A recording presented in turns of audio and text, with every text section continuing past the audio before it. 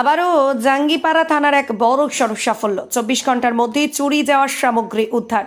হুগলির জাঙ্গিপাড়া থানার অন্তর্গত রশিদপুর গ্রামের বাসিন্দা শেখর ঘোষ নামের এক ব্যক্তি ইংরেজির 25/11/24 তারিখ থানায় এসে লিখিত অভিযোগ জানায় তাদের অনুপস্থিতির সুযোগে দুষ্কৃতীরা বাড়ির দরজার তালা ভেঙে বাড়িতে থাকা কাঁসার ও পিতলের মূল্যবান বাসনপত্র অন্যান্য বস্তু চুরি করে নিয়ে যায়। এরপর জাঙ্গিপাড়া থানার তৎপরতার সাথে মামলা রুজু করে তদন্ত শুরু করে। তদন্তে 24 ঘন্টার মধ্যে উক্ত দুষ্কর্মের সাথে জড়িত 2 অপরাধীকে গ্রেফতার ও চুরি যাওয়ার সমস্ত সামগ্রী উদ্ধার করেন। উক্ত 2 অপরাধীর নাম রাকেশ রায় ও শঙ্কর দাস ওরফে বুদো, পেশায় কল মিস্ত্রি। কিছুদিন পূর্বেই তারা শেখর ঘোষের বাড়িতে কল সারাইয়ের কাজ করেছিল এবং কাজ করতে করতে জানতে পারে বাড়ি করে ফাঁকা থাকবে। সেই দিনই অপরাধটি সম্পন্ন করে। তারা আরও অন্য কোনো অপরাধের সাথে যুক্ত কিনা তা খতিয়ে দেখা হচ্ছে। অভিযোগকারী শেখর ঘোষ পুলিশের দ্রুত পদক্ষেপ ও সাফল্যের জন্য ধন্যবাদ জ্ঞাপন করেছেন।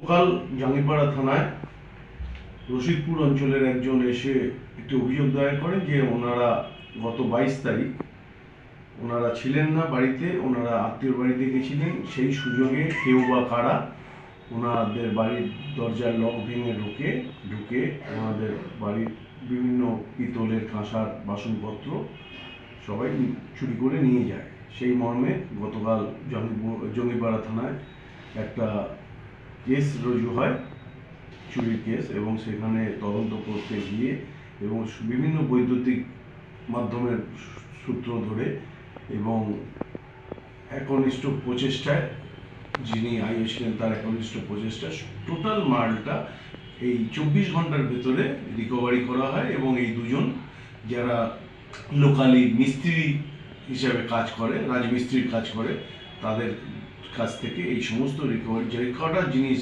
তারা চুরি করেছিল সব কটাই আমরা উদ্ধার করতে সক্ষম হয়েছি।